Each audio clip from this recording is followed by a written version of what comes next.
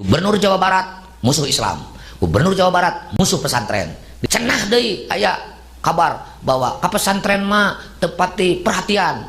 Saya baca lebih-lebih misalnya kalau pesantren sok ancur karena politik disalahkan. Nah, lamun gubernur nyebutkan pesantren ancur karena politik salah, itu saya simpulkan gubernur. Itu saya simpulkan gubernur blow on. Itu saya gambarkan gubernur kurang ajar. Saya ngomong seperti ini tanggung jawab aing jenggelutna. Astagfirullahaladzim, ada ustadz seperti ini ya. Sungguh ini tidak layak dicontoh dan tidak patut diikuti jika ada seorang ustadz yang ceramah seperti ini. Di mana ia ceramah mengeluarkan kata-kata yang tidak pantas, yang tidak seharusnya dikatakan oleh seorang ustadz. Sebenci apapun kita kepada seseorang, apalagi itu ustadz, tidak diperbolehkan. Dan tentunya tidak seharusnya mengeluarkan kata-kata yang tidak pantas, ya kata-kata yang kasar di depan umum ya. Apalagi kata-kata tersebut ditujukan kepada Gubernur Jawa Barat Kang Deddy Mulyadi. Hal tersebut mungkin saja terjadi dan itu tidak mengherankan karena Kang Deddy Mulyadi tengah mengevaluasi masalah dana hibah. Karena banyak sekali dana hibah yang diselewengkan oleh oknum-oknum pemimpin pondok pesantren ya. Jadi wajar saja ya, sekarang di Jawa Barat ini banyak pemuka-pemuka agama, pimpinan-pimpinan pondok pesantren yang merasa resah ya. Padahal kita tahu Kang Deddy Mulyadi tidak menyetop dana hibah, tetapi hanya mengevaluasi karena dana hibah itu rawan dikorupsi dan rawan diselewengkan. Nah, terkait ucapan dari sang ustadz yang berasal dari Garut ini, beberapa netizen pun merespon, bahkan tidak sedikit netizen yang menyerang balik sang ustadz di Garut tersebut. Untuk selengkapnya mari kita simak sama-sama reaksi dari netizen terkait ucapan dari ustadz Garut ini. Selengkapnya. Pak Ustadz, lu, ngapa lu? Yang halus bisa nggak?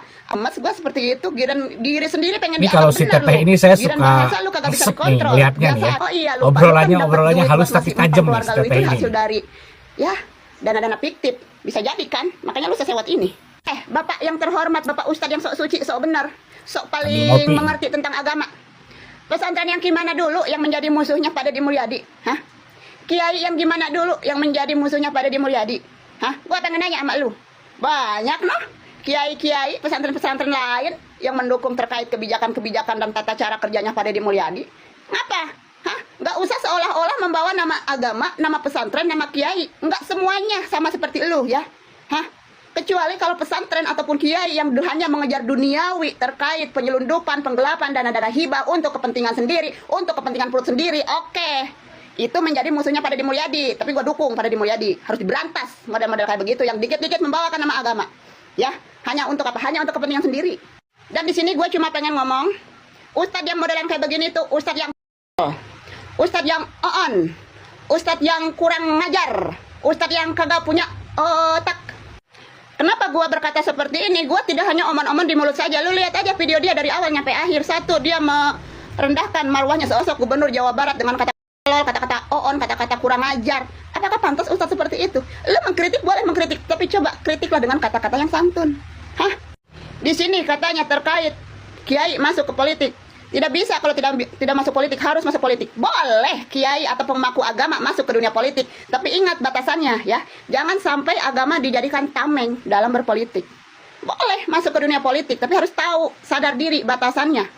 Menjadi penengah, jangan hanya menjadi salah satu bagian dari politik yang mendukung salah satu kebijakan-kebijakan yang ujung-ujungnya kagak bener lah, begitulah ya. Boleh, silahkan, cuman dalam batasan sebagai penengah ya. Jangan diperjualkan itu terkait agama di dalam politik. Udah muak gua yang pada menggunakan agama demi kepentingan sendiri. Masih banyak kiai ataupun pesantren yang setuju dengan kebijakan Gubernur pada Deddy Mulyadi. Mohon maaf nih Pak ya, Bapak jangan tersinggung dengan kata-kata saya ini, karena Bapak juga memberikan contoh kepada warga, kepada rakyat dengan kata-kata kasar Bapak. Oke? Bapak harus bisa nerima, ya? Udah, bye. Sekarang di Jawa Barat banyak oknum-oknum ustadz, kiai, ulama, pondok pesantren, yayasan yang begini. Sebenarnya gue udah males bahas ini tuh dari kemarin-kemarin, cuman muncul terus di FYP gue. Karena gue udah tahu mereka begitu tuh. Awal mulanya tuh begitu karena gara-gara dana tit. Gue sensor ya. Karena dana tit yang lagi dipangkas, dikaji, dievaluasi oleh Kang Deddy Mulyadi, Gubernur Jawa Barat itu. Jadi dia meluapkan kekesalannya, kepusingannya itu dicari tuh statement pidato Kang Deddy Mulyadi yang salah nih. Itu terus dicari lagi pembenarannya dengan dalil-dalil agama gitu, biar memperkuat statement dia, ceramah dia. Itu udah gue baca.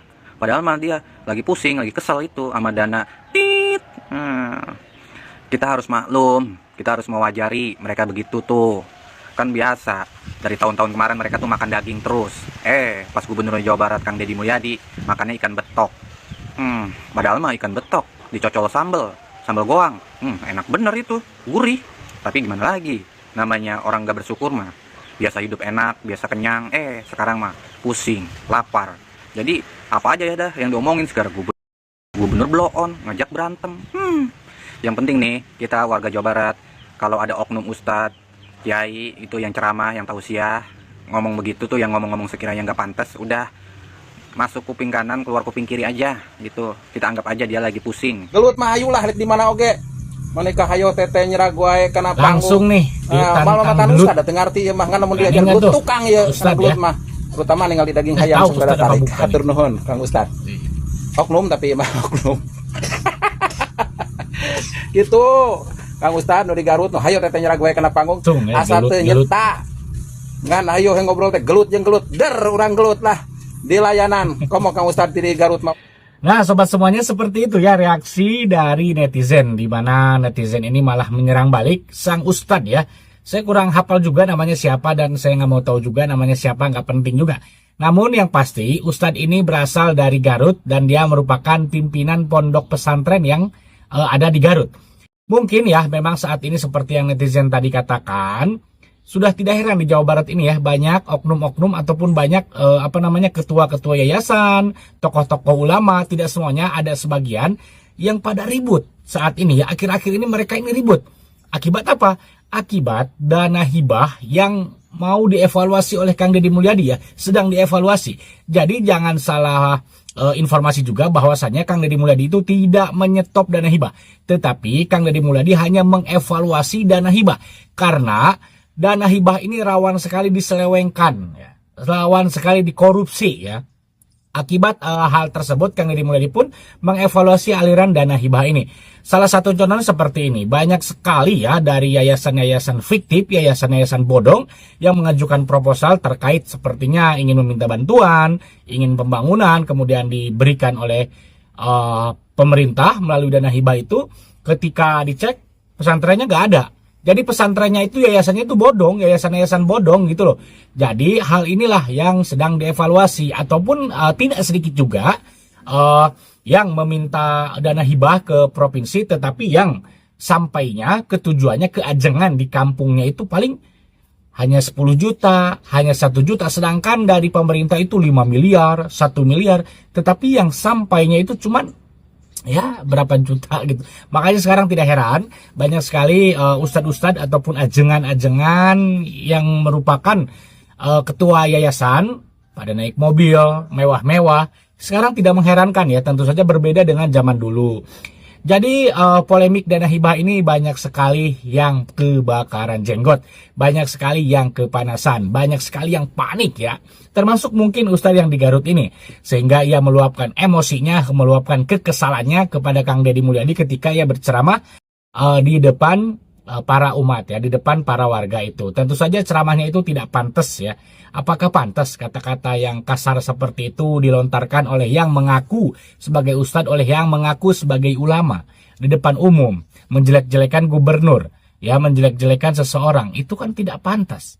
Bahasanya itu tentu saja tidak patut dicontoh. Dan apakah yang seperti ini bisa dibilang ustadz? Apakah yang seperti ini bisa dibilang ulama? Ini apa bedanya dengan seperti Bahar bin Smith? Kata-katanya tidak bisa disaring ya. Ingin dihargai, mengaku tokoh ulama, mengaku tokoh agama, tetapi bahasanya juga seperti itu. Ini sangat miris sekali. Bahkan tadi Ustadz di Garut ini menantang berantem, menantang gelut. Sok lah cenah aing metesieun mesin jeung gelut nage. Bahasa Indonesianya, oke lah maju, gue nggak takut kalau sampai berantem pun seperti itu bahasa Indonesianya ya. Ini tentu saja sangat miris sekali ya, dimana sekarang tokoh-tokoh agama ini kok jadi seperti ini gitu loh. Dan kemudian si Ustadz di Garut ini mengatakan tadi katanya berpolitik, ajengan ataupun ulama berpolitik. Ya sah-sah saja, Kang Deddy Mulyadi tidak pernah melarang ulama ataupun tokoh agama berpolitik, tidak pernah melarang. Tetapi yang dimaksud oleh Kang Deddy Mulyadi, jangan agama dijadikan sebagai tameng, jangan jadikan agama sebagai kedok berpolitik ya. tentu saja kita itu harus berpolitik, dan Islam pun tidak melarang umatnya ataupun tokoh agamanya untuk berpolitik. Yang ditakutkan itu jangan sampai agama nih ya, membawa-bawa agama untuk menyerang seorang, untuk memfitnah seseorang ya. Seperti yang terjadi ya sebelum-sebelumnya itu, banyak sekali di kita ini yang membawa-bawa agama, yang mengatasnamakan agama untuk menyerang seseorang, untuk memfitnah seseorang. Nah, itu nggak boleh. Dan kita juga harus benar-benar tahu juga Kang Deddy Mulyadi berkata seperti itu maksudnya apa, maknanya apa gitu loh. Tidak serta-merta melarang ajengan ustadz ataupun ulama berpolitik. Jadi Ustadz Tigarut ini jangan memframing seolah-olah Kang Deddy Mulyadi ini anti agama, anti Islam dong. Jangan seperti itu. Bahkan saya yakin Kang Deddy Mulyadi keislamannya lebih daripada Ustadz Tigarut ini ya. Kang Deddy Mulyadi tidak pernah melarang siapapun untuk terjun ke dunia politik ya. Yang diucapkan Kang Deddy Mulyadi itu maksudnya adalah jangan membawa-bawa agama ke ranah politik. Maksudnya jangan dijadikan agama itu sebagai tameng, sebagai alat perlindungan, sebagai alat untuk menyerang seseorang, sebagai alat untuk memfitnah lawan politik. Nah, jangan dijadikan agama itu seperti itu politiknya gitu. Itu tentu saja politik jahat ya. Jangan dicampur adukan antara politik dengan agama, apalagi politiknya itu politik yang tidak sehat ya, sehingga ia membawa agama supaya katanya seperti ini contohnya ya, Kang Deddy Mulyadi pernah diserang masalah berhala. Nah itu ya. Sedangkan di sisi lain para penceramah ini mengatakan Kang Deddy Mulyadi musyrik, menyebutkan sabdanya, menyebutkan dalilnya. Nah itu jangan seperti itu, bahkan tidak ada buktinya juga bahwa Kang Deddy Mulyadi itu musyrik ya. Nah, jangan jadi seperti itu, politik seperti itu jangan ya. Jangan dijadikan agama itu untuk menyerang lawan politik, untuk memfitnah lawan politik. Aduh, memang kalau seseorang sudah kebagian dana hibah, sudah merasakan dana hibah, hidup enak gitu kan, tinggal ceramah-ceramah duit banyak, tinggal ceramah-ceramah duit ngalir. Nah, memang sulit sekali ketika Kang Deddy Mulyadi ingin mengevaluasi masalah dana hibah ini, banyak sekali yang kepanasan, yang kebakaran jenggot ya, apalagi di stop. Tetapi Kang Deddy Mulyadi tidak mungkin menyetop ya dana hibah ataupun bantuan-bantuan untuk yayasan, pesantren, masjid ya. Jadi kita sebagai warga Jawa Barat khususnya jangan mudah percaya terhadap seseorang walaupun orang tersebut berpenampilan seperti ulama. Karena tidak semua orang yang berpenampilan seperti ulama, memakai sorban, memakai sarung, benar ucapannya, benar tindakannya ya. Tidak semuanya. Ya, masih banyak kok sekarang di Indonesia ini khususnya di Jawa Barat ulama-ulama yang baik, ulama-ulama yang jujur, ajengan-ajengan kampung yang jujur masih banyak.